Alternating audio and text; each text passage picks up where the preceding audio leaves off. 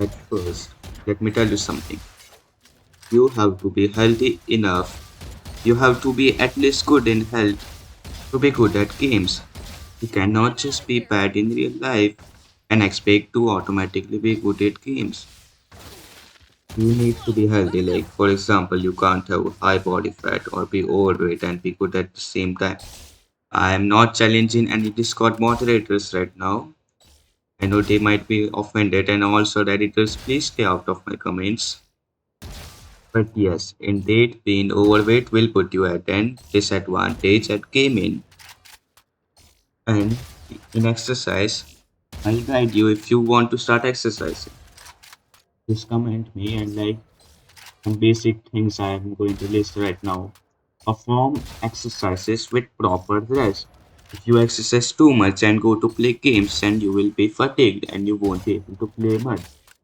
Just do some low intensity exercise. I don't know if they are low intensity for you, but like doing plank, just doing one plank before games helped me a lot because it increases my blood circulation and it also increases my focus. Just do one plank to failure and then rest a little or don't and just start again or like start your warm up. That will help you a lot. Better blood circulation will help you get better at any game. Even in real life, you will just get better with better blood circulation. This is a topic that I've seen overlooked by multiple peoples. A lot of people that I advised about this didn't believe me, but it matters a lot.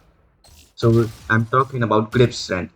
Suppose your mouse requires X amount of strength, but your body only supports Y amount of strength. Now suppose X equals to 8 and Y equals to 10. So your muscle is using 80% of its strength. Hence, it will lose its mobility over time and will get stressed easily, resulting into panic surge. Now we suppose that you're extremely strong. Your mouse requires 20, your body can provide 100, then your muscles are only using 20% of its strength, which looking at the human body is nothing. Your muscles will face almost to zero stress, hence your mobility will be greater and your aim won't be shaky.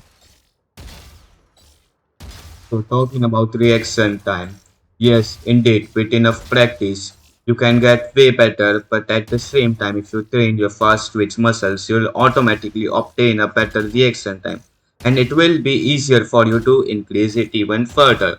For example, look at Bruce Lee.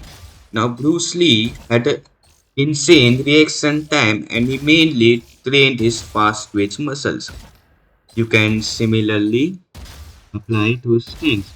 If you wish to train your fast twitch muscles, then either you can train to failure or you can pick up something that's heavy for you and try to lift it very fast.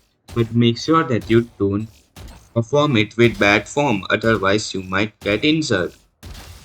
Mouse control. Talking about mouse control, a lot of people think that if they just use one sensitivity and stick to it, then they will get better at it and they will get better mouse control. Yes, indeed, that is true, but that's not the best way. There is indeed a better way to get better mouse control in a shorter period of time.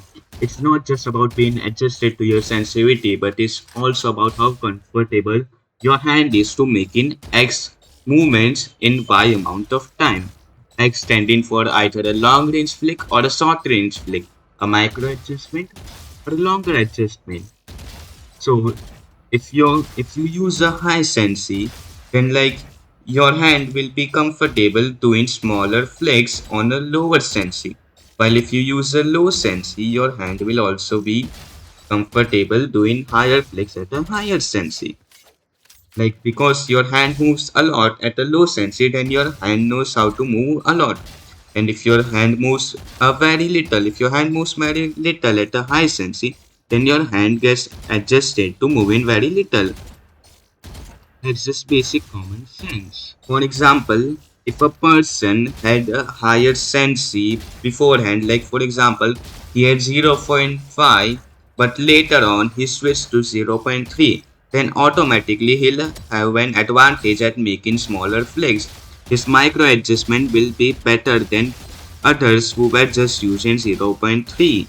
And for the same thing, if he was using 0.15 and he switched to 0.3, then at the same time he will have an advantage making longer flicks compared to someone who only stick to 0.3.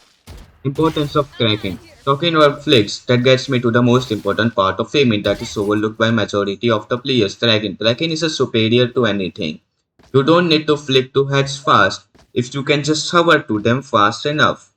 And in general, thinking of aiming as hovering over targets rather than switching to the targets, this mindset alone can improve your aim. So max out your tracking. It's all about your mindset. If you think you have to hit this person, then you switch to this. Then, then when you are thinking about switching, you are going to mess up. If you just keep hovering, like you just shoot this and you just directly go to that without thinking anything, then your aim will be better. Aim training. Most people don't do this properly. You should never train more than an hour and you shouldn't train the same way. While in training, you should make sure that your mind is interested in the activity you are performing. It's all about the mind. If you are not focused, then you won't improve as much. You will, but it won't be the best and a waste of time. Always switch around routines and make sure you don't try hard while training. While training, you should try to be as perfect as possible. Maintain your cool and focus. You also shouldn't perform the aim training for longer periods. For example, you must train for like 4 days and rest a day or two, then get back to it. Depending on the fatigue, you must you must rest. Now people are different. You may be fatigued by 3 days or can go till 7 days, but never should you train more than 5 days at once. If you do feel like you can, then maybe you are just better and you actually should. But I'd suggest train for 4 days, rest for 2 days, and maybe try a different routine. But if you suck heavily, then perform the same routine for at least a total of 12 days. 8 is enough, but 12 will make you godly. You should also note one thing that you don't only just rest during aim training. If you are playing game for a longer period of time, then you should also rest in between. If you play for longer than 2 hours a day, then you should have a rest day.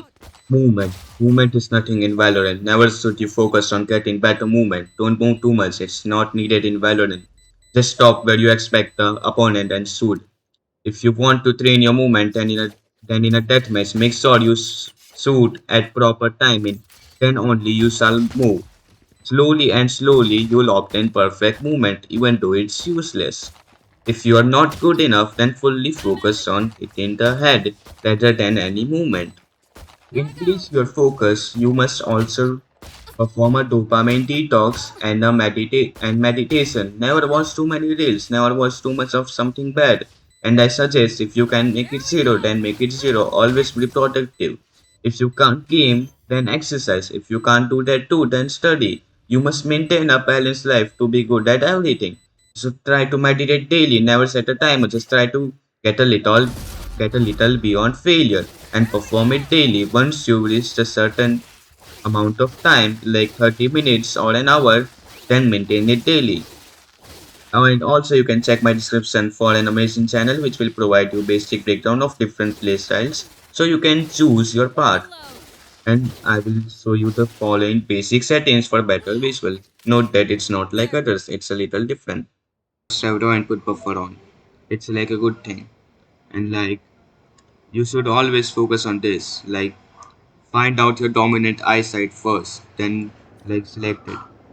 And you should have this to maximum and all this is personal preference, but I suggest turn off corpses. And in videos you must have everything off. Just this you should have it on, like it's for performance if you know it. And this sharpening, it's very good. Like it helps you spot the enemy better. I don't know why no one has mentioned it. Look, it just kind of blends in.